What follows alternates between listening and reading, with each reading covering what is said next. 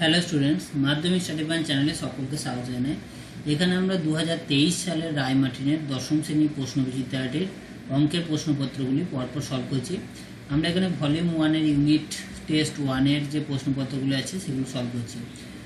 আমাদের এর আগে কিছু ভিডিও আপলোড করা হয়েছে, সেগুলোর লিঙ্ক প্লে লিস্টে দেওয়া আছে, সেখান থেকে দেখে নিতে পারো, বা এই উপরের আই বাটন থেকেও দেখে নিতে পারো, ওখানেও লিঙ্ক দেওয়া থাকবে, দেখে নিতে পারো। আমাদের মডেল কোশ্চেন পেপার 2-এর এই 6-এর দাগ পর্যন্ত হয়েছিল, 107 নম্বর পৃষ্ঠা। আজকে এই 6-এর দাগের অথবা থেকে করব। 6-এর দাগের অথবার কোশ্চেনটা যেটা দেওয়া আছে, এই কোশ্চেনটা এটা দেওয়া আছে, দিয়ে প্রমাণ করতে হবে এইটা। আমরা প্রথমে এই যে জিনিসটা দেওয়া আছে এটা লিখে নিচ্ছি। x minus y by 3a minus b সমান y minus z by 3b minus c সমান z minus x by 3c minus a. একবার দেখে নেই ঠিক লিখেছি কিনা। এগুলো সব প্লাস আছে, ঠিক আছে, উপরে এগুলো সব প্লাস আছে। তো এটা দেওয়া আছে, এখান থেকে আমরা এটা সমান আমরা কে ধরে নিচ্ছি।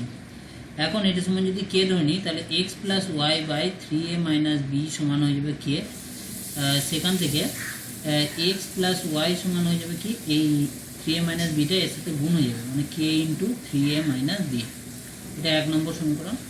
তেমনি এইটার সঙ্গে কেটা যদি সমান করা হয়, তাহলে y plus z by 3b minus c সমান কে। সেখান থেকে ওয়াই প্লাস জেড সমান হয়ে যাবে k into 3b minus C. এটা 2 নম্বর সমীকরণ। আর এইটার সঙ্গে যদি আমরা কেটা সমান করি, z plus x by 3c minus a সমান কে। সেখান থেকে জেড প্লাস এক্স সমান হয়ে যাবে কে ইন্টু 3c মাইনাস এ। এটা 3 নম্বর নাম দিলাম। এখন এই 1, 2 আর 3, এই তিনটে সমীকরণ যদি আমরা যোগ করে দিই, 1 প্লাস 2 প্লাস 3 করে পাই। এই তিনটে যদি যোগ করি, তাহলে x plus y plus y plus z plus z plus x সমান, এই ডান দিকে তিনটেও যোগ হবে। এখান থেকে আমরা কে কমন নিয়ে তারপর যোগ করছি, 3a minus b plus 3b minus c plus 3c minus a, ঠিক আছে। এখন এইদিকে সবই দুটো করে এক্স আছে, দুটো করে ওয়াই আছে, দুটো করে জেড আছে, তাই আমি 2 একবারে কমন নিয়ে x plus y plus z লিখছি সমান, এইদিকেও কেটা লিখলাম। এখন 3a থেকে a বাদ দিলে 2a হয়, 3b থেকে b বাদ দিলে 2b হয়, 3c থেকে c বাদ দিলে 2c হয়, তাই 2 একবারে কমন নিয়ে a plus b plus c লিখলাম। এখন দুদিকে 2 যদি কেটে যায়, তাহলে x plus y plus z সমান k into a plus b plus c. এটাকে আমরা 4 নম্বর সমীকরণ দিলাম। আর এখান থেকে যদি আমরা কে এর মান বার করি, তাহলে কে সমান কত হয়ে যাবে, কে সমান হয়ে যাবে x plus y plus z by a plus b plus c. এটাকে আমরা 5 নম্বর নাম দিলাম। এখন এই যে অঙ্কটা দেওয়া আছে, এই অঙ্কর বাম পক্ষটা তো কে সমান এটা বেরিয়ে গেছে। এখন ডান পক্ষ সমানও কে প্রমাণ করতে হবে। সেই জন্য এই 4 নম্বর সমীকরণ থেকে একবার 1 নম্বর সমীকরণটা বাদ দেবো, দিয়ে জেড এর মান বার করবো। একবার 4 থেকে 2 নম্বর সমীকরণটা বাদ দেবো, দিয়ে এক্স এর মান। আর 4 থেকে 3 নম্বর সমীকরণটা বাদ দিলে ওয়াই এর মান বেরিয়ে যাবে। তাহলে এখানে আমরা করব 4 মাইনাস 1 করে পাই। 4 থেকে যদি 1 বাদ দিয়ে দিই, তাহলে হয়ে যাবে কি x plus y plus z minus 1 number সমীকরণে এক্স প্লাস ওয়াই আছে, এটা মাইনাস হয়ে যাবে এক্স মাইনাস ওয়াই সমান k a plus b plus c minus এইটা মাইনাস 3a প্লাস বি।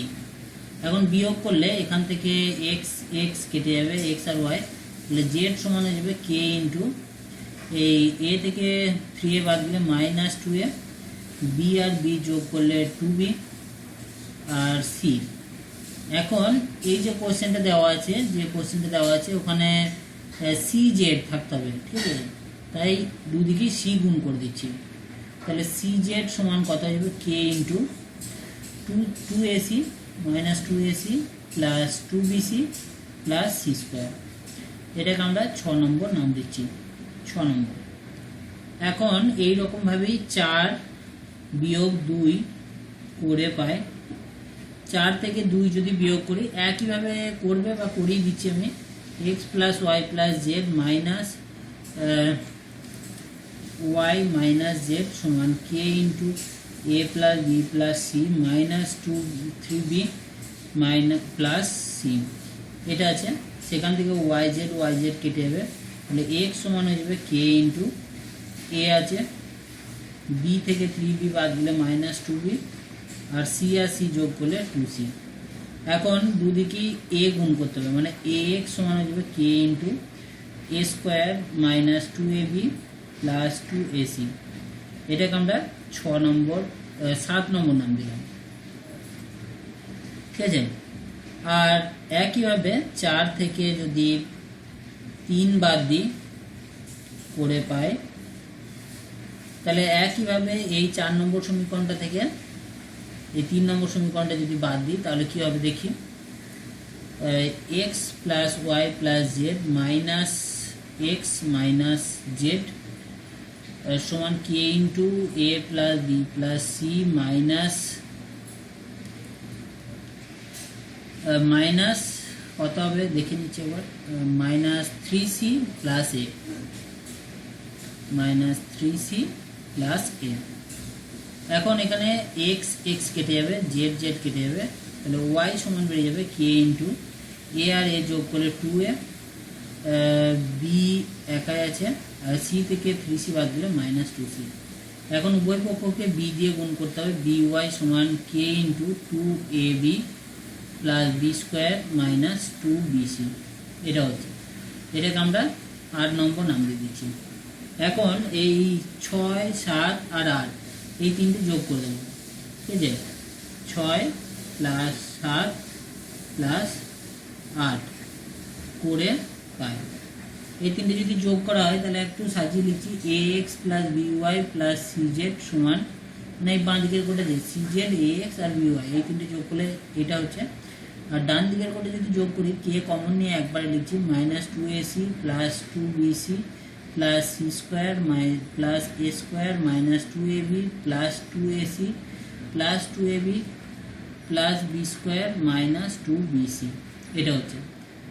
এখন a x plus b y plus c z সমান k, এখন 2ac আর 2ac কেটে যাবে, 2ab কেটে যাবে, 2bc কেটে যাবে, এখানে হয়ে যাচ্ছে a square plus b square plus c square, এই তিনটেই পড়ে থাকছে।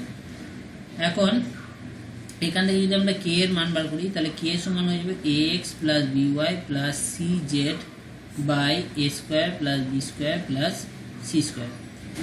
এটাকে আমরা 9 নম্বর নাম দিচ্ছি। এখন কে সমান এইটা পাওয়া যাচ্ছে, আর আগে আমাদের কে সমান পেয়েছিলাম এইটা। এখন 5 আর 9 থেকে পাই, 5 আর 9,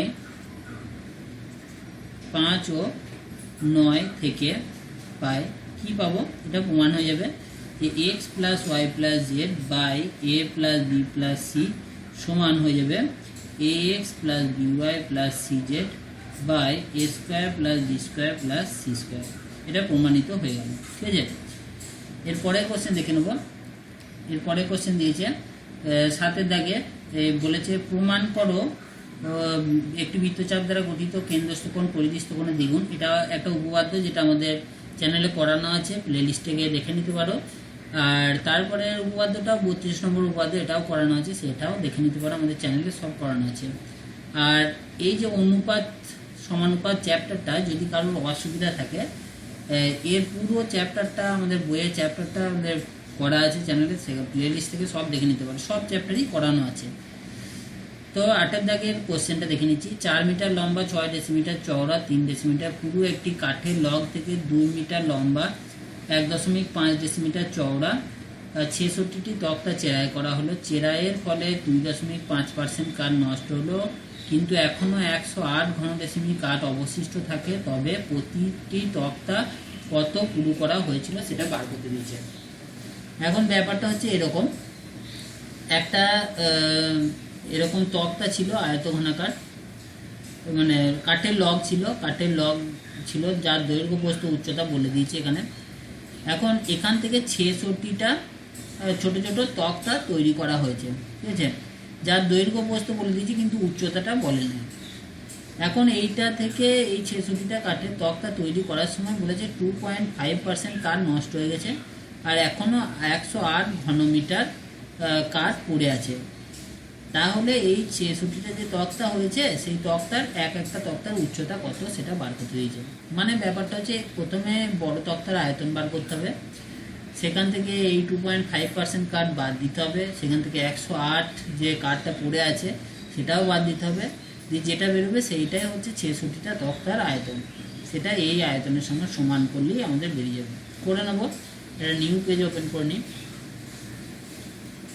প্রথমে 8 দাগের কোশ্চেনটা, কাঠের লগের দৈর্ঘ্য প্রস্থ আর উচ্চতা, মানে পুরু বলেছে, এটাকে আমরা উচ্চতার মতোই ভাবছি, উচ্চতা কত কত দিয়েছে সেটা লিখে নিচ্ছি। দিয়েছে 4 মিটার 6 ডেসিমিটার 3 ডেসিমিটার, 4 মিটার 6 ডেসিমি আর 3 ডেসিমি। এখন 4 মিটারকে ডেসিমিটার করতে হবে, তাহলে 10 দিয়ে গুণ 40 ডেসিমি। এখন কাঠের লগের আয়তন কত হবে? এই 40 গণিত 6 গণিত 3, এটা গুণ করতে হবে। 40 6 আর 3 মানে 4 6 24 আর 24 3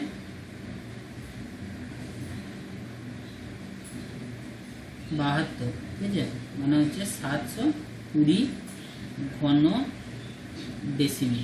720 ঘন ডেসিমি হয়ে গেল কাঠের লগটার আয়তন। এখন এখান থেকে কাঠ নষ্ট হয়েছে কতবার কমছে, এই সাইডে করছি, কাঠ নষ্ট হয়েছে কত, এই 720 গণিত কত পার্সেন্ট কাঠ নষ্ট হয়েছে, 2.5%। 720 গণিত 2.5/100। এখন এই দশমিক তুললে নিচে একটা শূন্য হয়ে যাবে, শূন্যর সঙ্গে শূন্য কেটে গেল, 25 4 100 আর 18 4 72, ঠিক আছে, তার মানে 18 ঘন ডেসিমি কাঠ নষ্ট হয়েছে। আর অবশিষ্ট কাঠ কত আছে, অবশিষ্ট কাঠ আছে 108 ঘন ডেসিমি, ঠিক আছে, 108 ঘন ডেসিমি অবশিষ্ট আছে। তাহলে অতএব 66টি তক্তার আয়তন কত হবে, এই 720 থেকে যদি 18 প্লাস 108 এটা যদি বাদ দেওয়া হয় তাহলে 66টি তক্তার আয়তন বেরিয়ে যাবে, ঠিক আছে। 720 থেকে 18 বাদ গেলে 702, সেখান থেকে 108 বাদ গেলে 594 ঘন ডেসিমি হয়ে যাচ্ছে এই কাঠের তক্তার আয়তন 66টা। এরপর এই দিকে 66টি তক্তার যে তক্তাগুলো আছে তার দৈর্ঘ্য প্রস্থ বলে দিয়েছে আর উচ্চতাটা বার করতে দিয়েছে। যাই হোক, আমরা লিখে নিচ্ছি 2 মিটার আর 1.5 ডেসিমিটার। এবার তক্তার দৈর্ঘ্য সমান হচ্ছে 2 মিটার, প্রস্থ হচ্ছে 1.5 ডেসিমিটার, আর উচ্চতা আমি ধরে নিচ্ছি h ডেসিমি, ঠিক আছে। এখন 2 মিটারকে ডেসিমি করতে হবে 20 ডেসিমি, ঠিক আছে, এটা উচ্চতাটা ধরে নিচ্ছি। অতএব 66টি তক্তার আয়তন। এখন একটি তক্তার আয়তন কত হবে, এই দৈর্ঘ্য ইন্টু প্রস্থ ইন্টু উচ্চতা, মানে 20 গণিত 1.5 গণিত h। এখন যেহেতু 66টি তক্তার আয়তন বলেছে তাই একে 66 দিয়ে গুণ করতে হবে, মানে ইন্টু 66। এখন এটা যদি গুণ করা হয় মানে 66 ইন্টু 20 ইন্টু 1.5, এই তিনটে গুণ করা হলে 1980 h ঘন ডেসিমি, ঠিক আছে।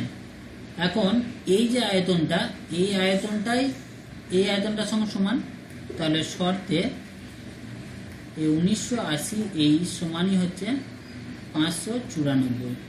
তাহলে সেখান থেকে এই সমান 594/1980। এখন 11 দিয়ে কাটলে 1154, আর 11 দিয়ে কাটলে 11 18 180, 18 দিয়ে কাটলে 18 10, আর এখানে 18 3, তার মানে 3/10 মানে 0.3 ডেসিমি হচ্ছে এই কোশ্চেনের উত্তর। কাঠের তক্তাটি এক একটি কাঠের তক্তা পুরো কত 0.3 ডেসিমি করে।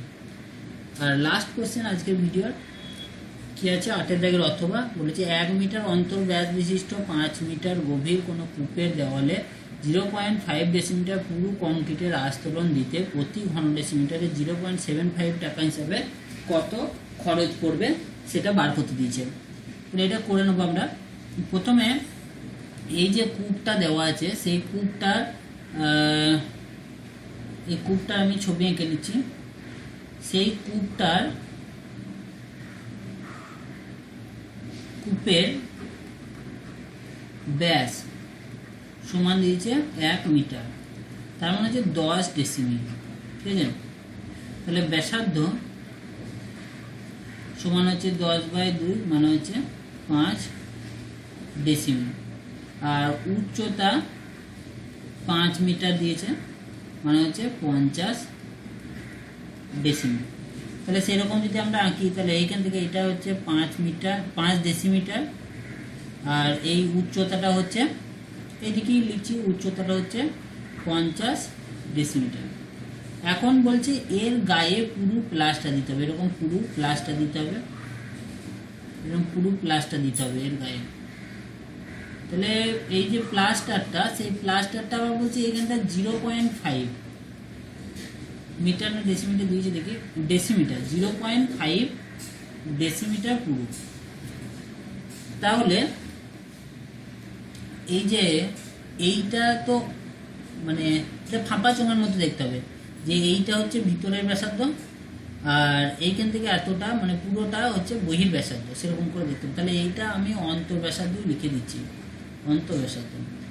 আর বহির ব্যাসার্ধ কত হবে? তাহলে বহির ব্যাসার্ধ শর্টে করছি আমি, এই 5-এর সঙ্গে 0.5 যোগ হবে, তার মানে হচ্ছে 5.5 ডেসিমি, এটা হচ্ছে বহির ব্যাসার্ধ। এখন কংক্রিটের আয়তন